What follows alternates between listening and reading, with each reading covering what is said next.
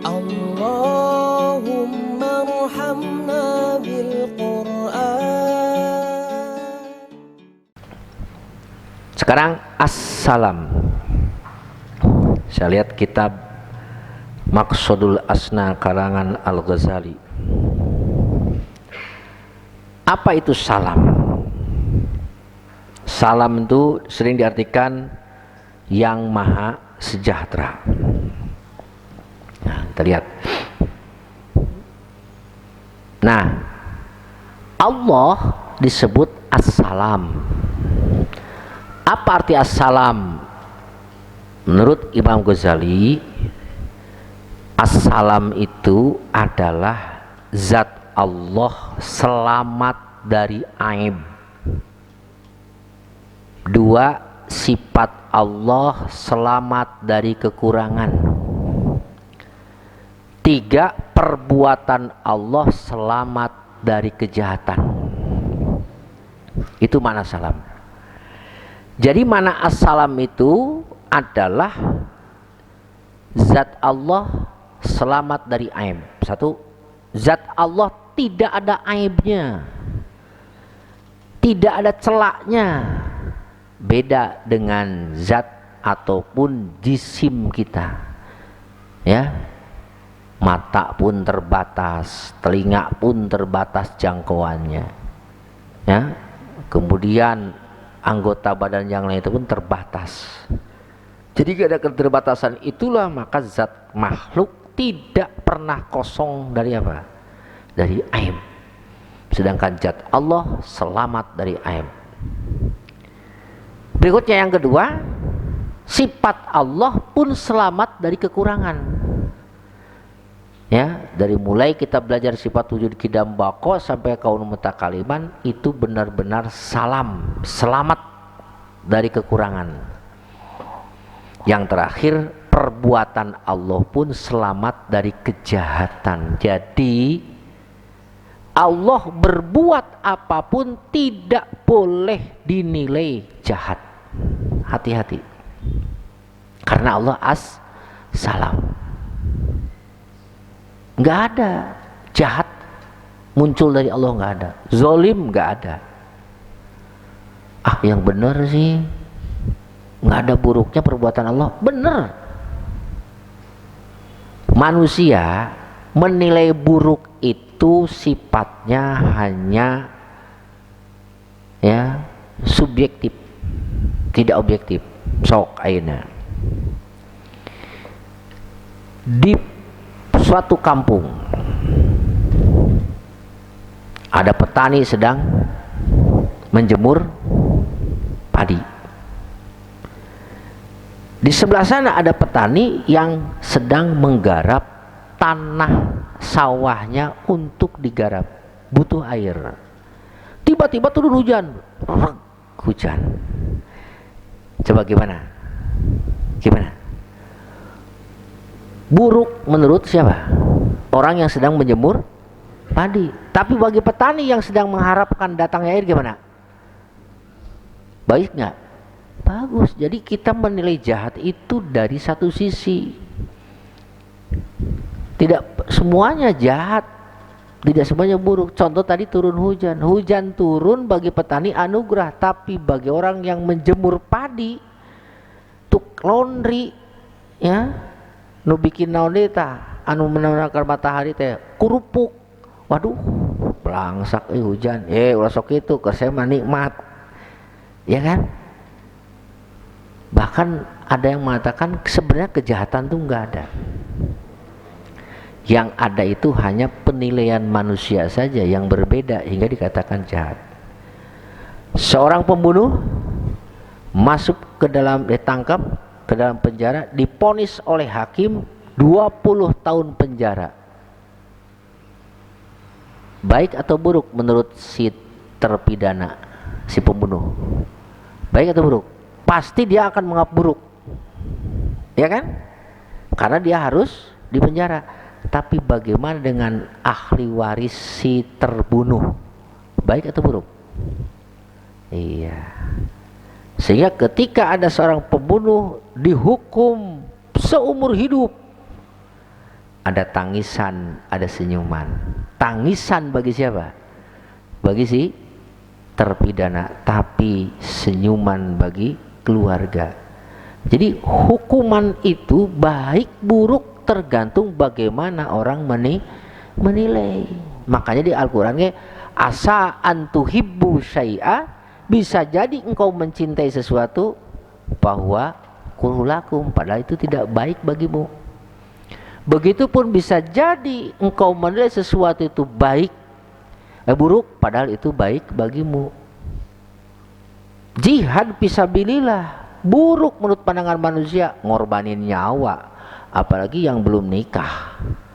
Waduh, jangan ngerasa kenikmat dunia. Tapi bagi Allah berjuang itu adalah baik bagi orang lain. Itulah makanya lagi makna assalam itu apa tadi? Zat Allah tidak ada celaknya, sifat Allah tidak ada apa?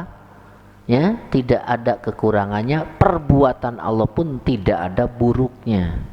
Itu salam. Hingga kalau dengan demikian ya, tidak ada satupun yang terjadi di muka bumi ini kecuali semua atas perbuatan Allah, dan tidak ada satupun perbuatan Allah itu yang buruk. Paham? Nah, kalau setelahnya perbuatan Allah tidak ada yang buruk, maka apapun yang terjadi pada kita, misalnya menurut pandangan kita itu selamat, intinya keselamatan itu datang bukan dari kita, tapi dari nama As-Salam. Karena dia adalah sumber keselamatan. Ya. Nah, itu dah arti salam tersebut. Selanjutnya, sebagaimana sudah dari awal kita bicarakan, apa yang harus kita teladani dari nama Allah As-Salam. Orang yang menteladani nama Allah As-Salam, pertama hatinya akan diselamatkan. Dia berusaha untuk menyelamatkan hatinya dari segala perilaku-perilaku yang buruk. Contoh, dendam, dengki, ya, kemudian menipu, nggak akan ada. Orang yang meniru, yang meneladani nama Allah, maka dia berusaha untuk menyelamatkan, selamat dirinya, menyelamatkan orang lain, selamat hatinya dari menipu, dari dendam, dari dengki. Itu assalam. Ya. Jadi berat sama sadang teh. Tidak hanya itu saja, dia pun berusaha untuk menyelamatkan anggota badannya dari perbuatan dosa. Nah, itu assalam. Ya. Jadi kalau kita ingin meneladani nama Allah As-Salam, berusaha membersihkan hati dari segala sesuatu yang mencelakakan orang lain. Berarti harus berusaha hati apa? Menyelamatkan diri sendiri, menyelamatkan orang lain. Sekarang kita lihat dengki. Membahayakan nggak? Bahaya bagi diri kita, bahaya bagi orang lain. Apa bahayanya bagi kita? Dengki itu ya bisa membuat bahayanya dunia dan akhirat. Bahaya dunia, orang dengki selamanya hidupnya resah, galau. Kenapa? Karena kan dengki itu mengharapkan hilangnya nikmat dari orang lain. Sedangkan orang lain tidak akan diputuskan nikmatnya oleh Allah selagi hidup. Makanya orang dengki terus resah karena orang lain nikmatnya tidak akan pernah putus.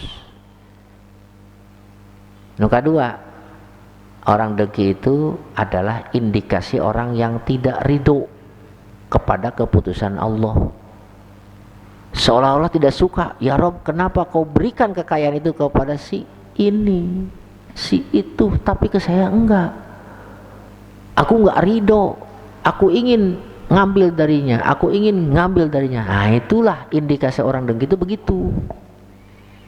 Orang tidak ridho. Yang kedua, orang dengki itu gomun layan kotiu. Tadi kan udah resah yang tidak berujung. Wa musibatun latu zaru.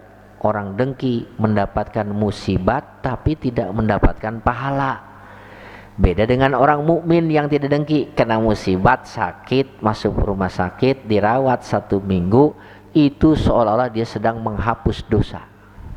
Tapi si pendengki tidak akan mendapatkan itu. Ya.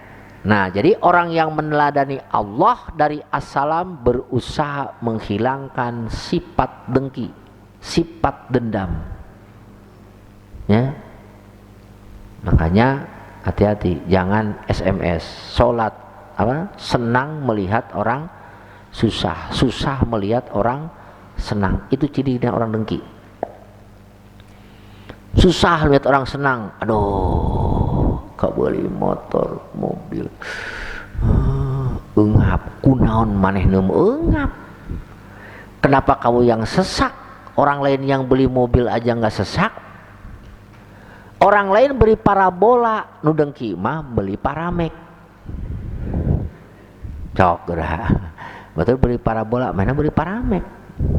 Kunaon gini beli paramek, puyang, pusing. Tuh, tidak salam. Ya. Tidak salam. Makanya nama assalam ini selamatkan hati. Bukan hanya hati saja. Wasalimat minal asam wal mahzurat jawarihu. Orang yang memilih menteladani nama salam adalah berusaha anggota badannya ini selamat dari dosa. Mulutnya tidak mengeluarkan kata-kata yang dapat menyinggung perasaan orang lain. Tangannya pun berusaha untuk tidak menganiaya orang lain.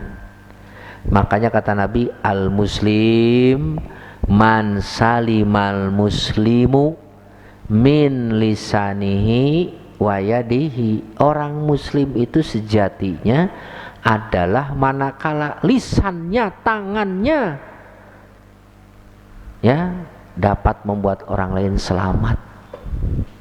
Sakitu we. Ya, matak abdi nyebutkeun ye rek jadi jelema soleh mah gampang. Tong maksiat we geus. Anu naroskeun ka abdi, paji kumaha cenah lamun teu naon teu salat. Eta heuh teu salat teh naon teh atuh taat teh maksiat teh ya. Da rumusna mah eta tuh. Ya. Gitu. Nah, ini. Jadi dengan demikian kalau orang yang selamat ya dari apa? Dari sifat-sifat tersebut, maka orang tersebut nantinya akan datang kepada Allah illa man atallaha biqalbin salim. Sok lamun orang hayang datang ke Allah, berjumpa dengan Allah nanti di akhirat, usahakan hatinya harus salim, selamat. Selamat dari apa? Tadi minal ghassi wal hikdi wal hasad. Dengki, dendam, ya, memusuhi. Itu penyakit-penyakit yang harus dibersihkan dari hati. Nah, kalau kita bersih itu nanti efeknya ke dalam anggota badan. Anggota badan pun akan terjaga lisannya, akan terjaga perbuatannya. Intinya hati. Ya.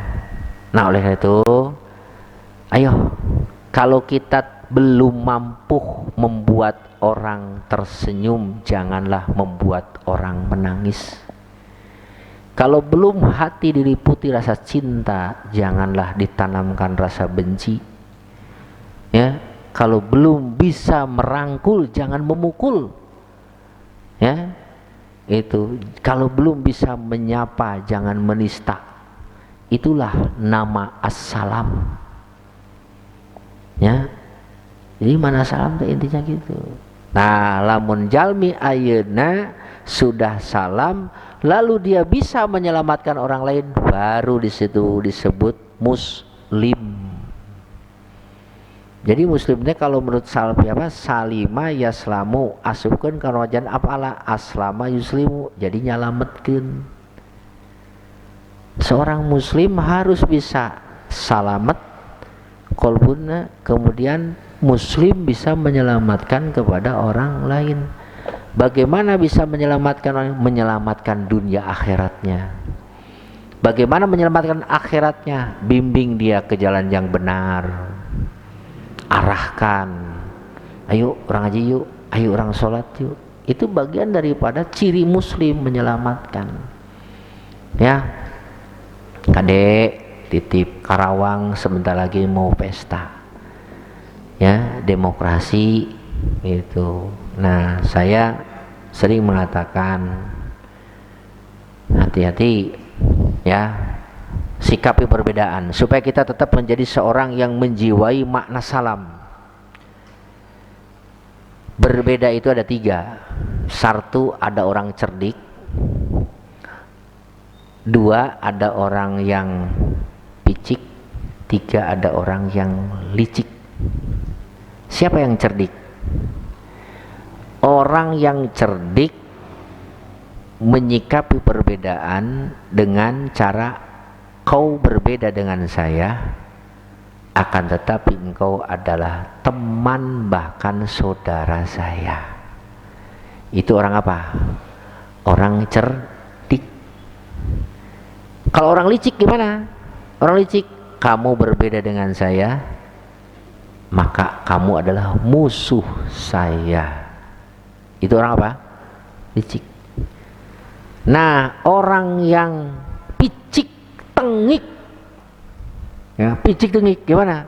Kamu berbeda dengan saya, kamu adalah musuh Allah. Toh, bahaya tak?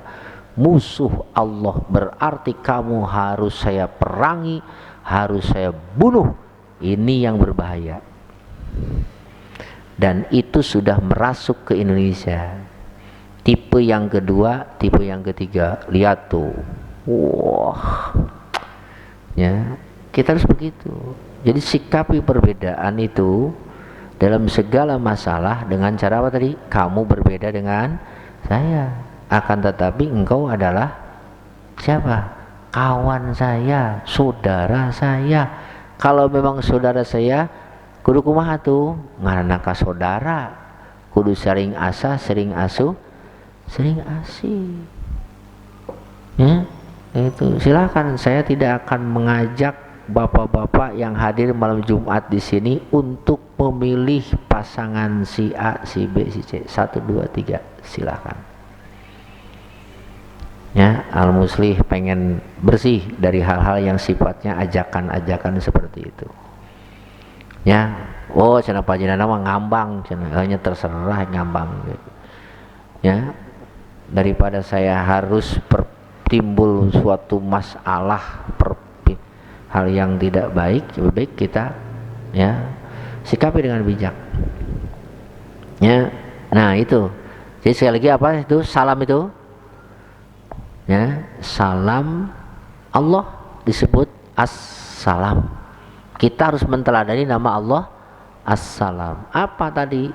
Perbuatan Allah tidak ada jahatnya. Berarti seorang muslim yang meneladani nama salam selalu berusaha perbuatannya menyelamatkan. Selamat, minimal selamat, kesananya menyelamatkan. Kalau selamat itu baik, kalau menyelamatkan itu bermanfaat. Hidup itu jangan hanya menjadi orang baik, ya.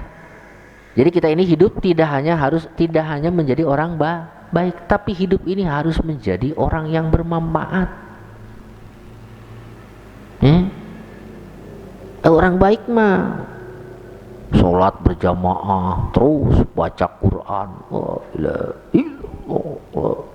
sarebu zikir, sholawatan sarebu, sholat 200 rakaat, eta nu kitu jalmi baik.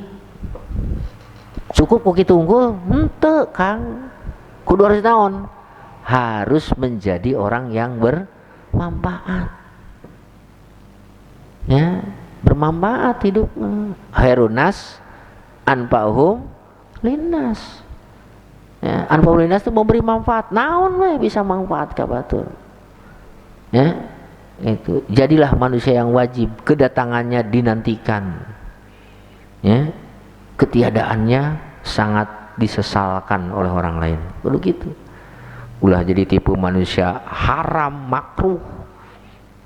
Ari makruh naon pikang ewaeun. Awas si eta luh bahaya nek saya si eta kalau ada si eta teh awas tah. Eta tipu manusia makruh. Jadi istrinya itu kalau kedatangan bapak-bapak jangan lihat tampangnya, dengar klaksonnya itu langsung merinding lah. Bapak datang, woi, Bayu, sibuk, mandi, cepat, bibi, buka pintu, mang. Si bapak datang itu, wah, pasti dia kalau datang marah-marah. Jam 7 berangkat kantor, istri anak pembantu, alhamdulillah, ngantor, tenang di rumah, nggak enak entah, entah ya, gangguan. Itu tipe manusia makruh. Eta mah boro-boro muslim, cek istilah mah salam aja nggak bisa, salim nggak bisa salim, nggak bisa muslim. Hati-hati jangan menjadi tipu manusia haram. Bagaimana tipu manusia haram? Tipu manusia haram mah keberadaannya sungguh sangat disesali, ditakuti. Wah, si eta datang, hati-hati, sendal, motor, gitunya, jemuran. Lamun di kantor aya we barang nu dibawa pulpen nu kieu harga 2.000 dicokot. Naon we? Selalu merugikan orang lain. Itu tipu manusia haram. Ya. Lamun maot we, alhamdulillah, pae si eta. Alhamdulillah. Tah, ulah tipe manusia mubah. Ari mubah kumaha? Ada dan tidak adanya tidak berpengaruh. Si eta nah tenang si eta mah moal ge ngarugikeun, nguntungkeun henteu. Jadi ada dan tiada, adanya tidak menguntungkan, tidak juga merugikan. Tiadanya pun tidak menguntungkan, tidak merugikan. Kos kadal. Di kadal gerak kadal. Takut gak sama kadal? Enggak takut karena kadal mah enggak bakalan menggigit. Seneng nggak sama kadal? Ih, tuh seneng saya mah. Resep ente geuleuh ente cek urang Sunda mah eta nu kitu kadal. Tah manusia teh ulah jadi jelema mubah. Ada dan tiadanya itu biasa-biasa saja gitu. Hadir nanti di tengah-tengah hadirnya teh biasa aja, nggak ada pengaruh apa-apa. Intinya, jadi kudu berusaha menjadi tipe manusia wajib, syukur, sunat, minimalnya jadi sunat lah. Ya, jadi sunat. Nah itulah manaas salam. Ya, sekian.